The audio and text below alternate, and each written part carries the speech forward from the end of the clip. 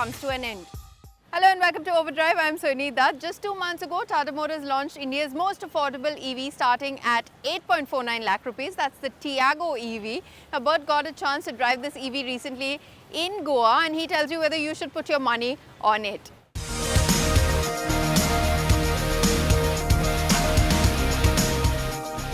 Tata Motors' latest EV is also their first hatchback electric vehicle, and that's the Tiago EV. Now, this is based on the same Tiago platform, but this is part of the first gen or the Gen 1 range of electric vehicles that started life off with the Nexon EV. Then you had the Nexon EV Max, you had the Tigor as well. A month ago, Tata Motors announced the prices for the Tiago EV, starting off at 8.5 lakhs, which was very impressive. Now, this makes it also the most affordable electric hatchback you can get in the country. Now, the Tiago EV, well, it's got two battery pack options. There's the 19.2 kilowatt hour battery pack, which is the medium range architecture. And then, of course, you have the 24 kilowatt hour battery pack, which is the long range battery pack. And the 19.2 kilowatt hour battery pack delivers around 60 horsepower, but the 24 kilowatt hour battery pack, well, that bumps up max power to about 74 horsepower.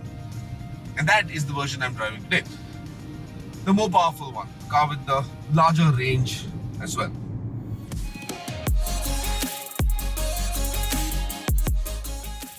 The Tiago EV also has two regenerative modes. Now, you can select one of those with stronger or weaker recuperation by using two buttons that are placed right here on the dashboard, right under the infotainment system, which I found a bit curious because those could have easily been shifted to the steering wheel, and like you have most premium cars that give you the recuperation modes or other selectable recuperation modes using the paddle shift and steering wheel, Tata Motors could just have shifted those buttons onto the steering wheel over here itself alongside the audio control switches. Would have made life a little easier, but it's not very inconvenient. Now, those recuperative modes, well, you can shift from level 1 to level 2 to level 3 or cancel out all of them, come to level 0. What I liked about it is that even if you're in level 3, which is the strongest recuperative phase, the car doesn't really give you that jerky effect if you let go of the throttle pedal, which means drivability is still very smooth. Probably the smoothest I've ever experienced on any electric vehicle. Now, the Tiago EV uses a high voltage architecture, which means charging speeds are quite fast. There are multiple options how you can charge the Tiago EV.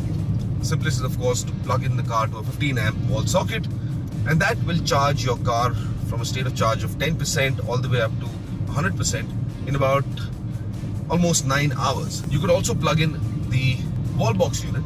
That would also take you around 9 hours to get to 100% state of charge.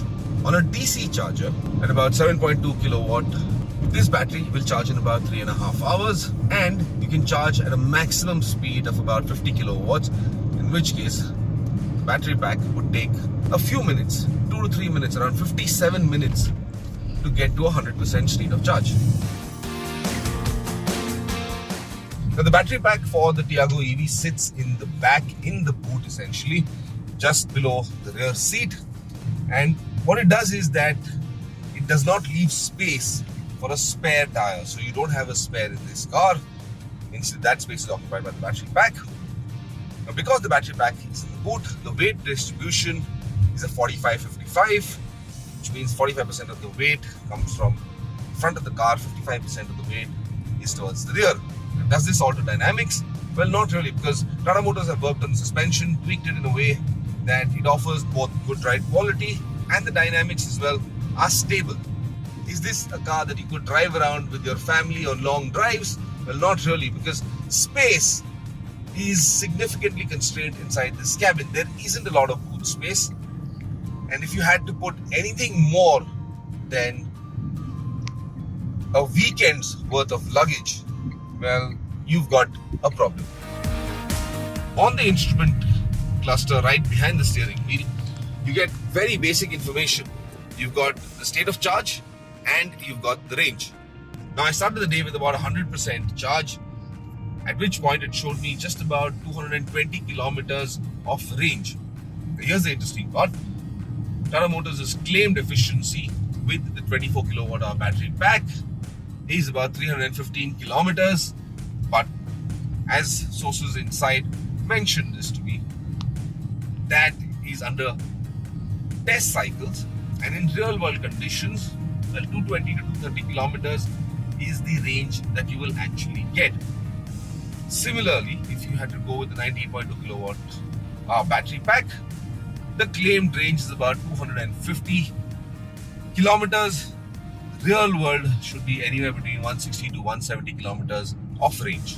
So my recommendation, of course, go in for the larger battery pack.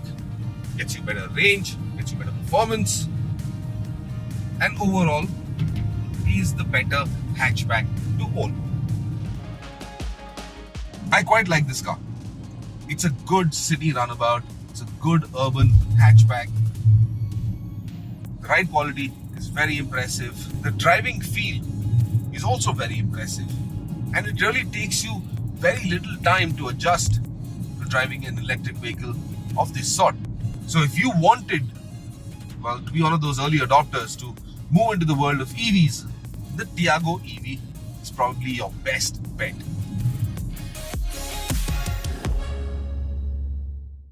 As Bert mentioned, this is the last of the Gen 1 EVs from Tata Motors. On that note, we'll take a